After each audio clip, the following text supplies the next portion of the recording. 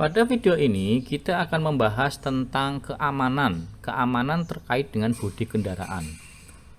Setiap desainer mobil itu harus mempertimbangkan keselamatan pengemudi, penumpang, dan pengguna jalan kaki atau pengguna lainnya. Meskipun kendaraan itu tidak dapat diharapkan dapat menahan tabrakan dengan rintangan atau kendaraan lain, banyak hal yang dapat dilakukan untuk mengurangi dampak melalui desain bentuk keseluruhan.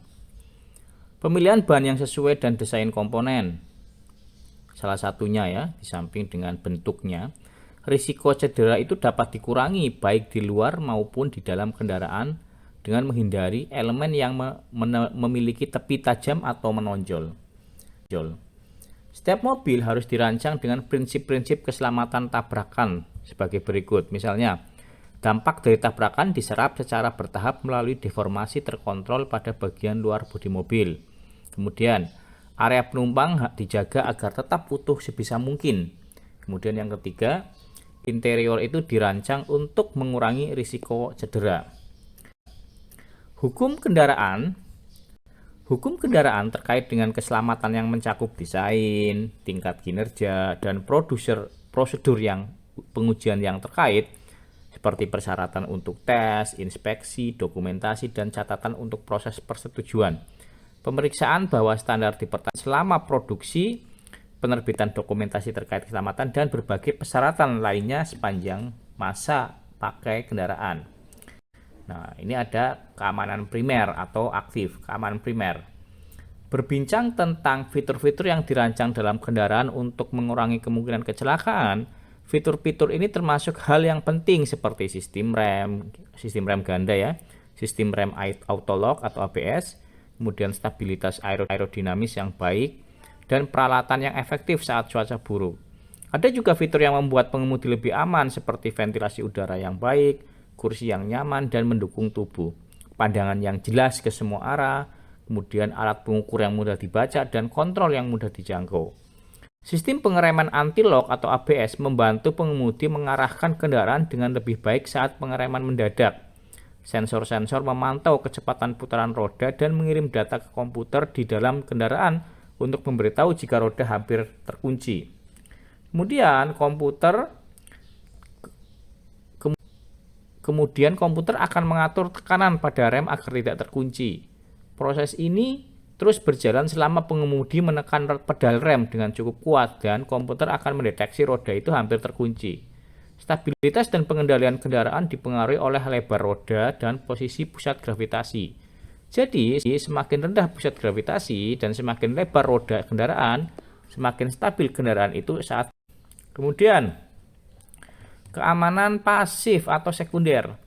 Jika terjadi kecelakaan, desain keselamatan sekunder harus melindungi penumpang dengan beberapa cara. 1. Memastikan bahwa penumpang itu tetap berada di dalam mobil saat kecelakaan terjadi. Kemudian 2. Mengurangi seberapa keras dan lamanya penumpang merasa perlambatan saat tabrakan. Kemudian ketiga, menjaga agar penumpang tidak terluka akibat benturan lain di dalam mobil. Jika penumpang menabrak di bagian dalam mobil, pastikan ada bantalan yang cukup untuk mencegah cedera. Merancang bagian luar mobil agar tidak menyebabkan cedera serius pada pejalan kaki atau orang lain yang memungkinkan terkena bagian mobil. Nah, jadi itu empatnya ya. Empatnya keamanan sekunder untuk melindungi penumpang dan di luar penumpang. Hal utama yang perlu diperhatikan dalam mengembangkan sistem pengamanan yang efisien, nyaman, dan mudah digunakan. Sekarang, produsen sudah mengurangi cedera kepala hingga 20% dan juga melindungi dada. Ketika terjadi tabrakan dengan kecepatan lebih dari 20 km per jam, gesper sabuk pengaman akan memicu sensor yang secara otomatis mengencangkan sabuk dalam waktu 22 mili detik ya, sangat cepat sekali. Sebelum penumpang sempat bergerak karena bekerja pada kecepatan rendah, sistem ini bisa melindungi dalam berbagai situasi kecelakaan. Dan itu ada juga fitur tambahan lain di kursi depan yang mencegah penumpang meluncur ke bawah saat pengamanan. Meluncur ke bawah sabuk pengaman maksud saya. Ada juga fitur keselamatan lain seperti kolom kemudi yang bisa menyerap energi benturan, sandaran kepala, bumper, kunci pintu yang mencegah pintu terbuka saat kecelakaan, dan setir yang bisa menyesuaikan diri. Kunci pintu anti-bars mencegah penumpang yang tidak terikat sabuk terlempar keluar, terutama saat mobil terguling. Jika penumpang terlempar keluar, peluang selamat sangat kecil. Setir yang lebar dan empuk membantu mencegah cedera kepala dan dada. Kemudian kolom kemudi yang bisa dilipat mencegah cedera pada dada dan perut dan dirancang agar tidak terdorong ke dalam kabin saat bagian depan mobil hancur. Setir yang bisa menyesuaikan diri dirancang untuk menyebarkan benturan lebih merata. Jika pengemudi menabrak setir saat kecelakaan, mengurangi risiko cedera pada dada dan perut wajah. Bagian bodi mobil sekarang dirancang untuk tahan terhadap tabrakan besar dan benturan saat terguling, sambil menyerap guncangan melalui bentuk bodi yang bisa tertekuk di bagian depan dan belakang mobil.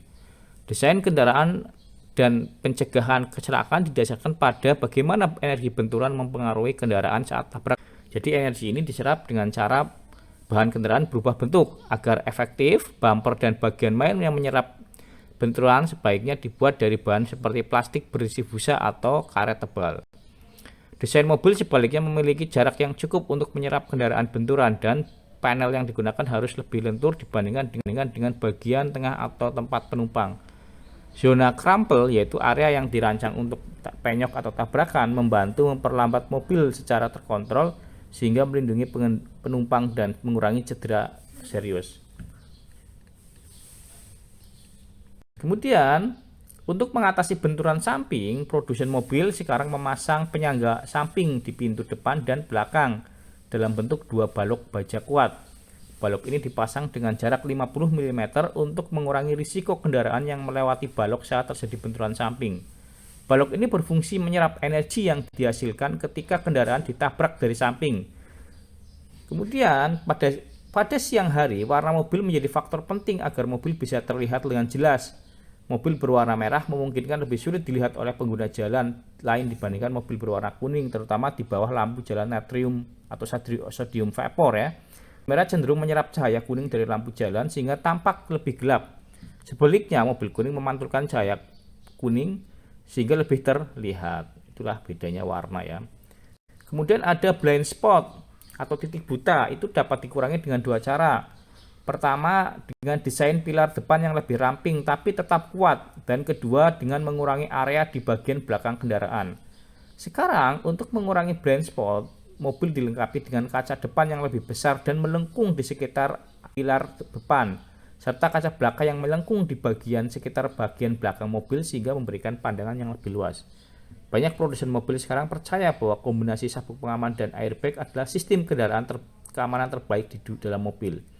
Airbag sangat penting di Amerika Serikat karena di banyak negara bagian penggunaan sabuk pengaman tidak wajib. Kemudian, seiring dengan meningkatnya persaingan untuk membuat mobil-mobil aman di Eropa, semakin banyak produsen termasuk di Inggris mulai memasang airbag. Airbag di Eropa yang disebut fastbags lebih fokus melindungi wajah saat tabrakan, bukan sederhana dibandingkan airbag di Amerika Serikat. Airbag pertama kali dibuat lebih dari 20 tahun lalu menggunakan koin nilon, dan hingga kini bahan ini masih menjadi pilihan utama produsen. Ada dua desain dasar untuk koin nilon airbag, tergantung apakah airbag tersebut untuk melindungi pengemudi atau penumpang depan. Airbag pengemudi ditempatkan di dalam setir dan memerlukan perhatian khusus karena ruangannya terbatas. Sementara itu, sistem airbag penumpang memiliki pintu kecil di dashboard di depan penumpang yang harus terbuka dalam 10 mili-detik dan mengembang dalam 30 mili-detik. Nah, ini mili-detik ya, 10 dan 30 mili-detik. Mobil dilengkapi dengan sensor tabrakan yang memberi sinyal agar airbag mengembang saat terjadi benturan.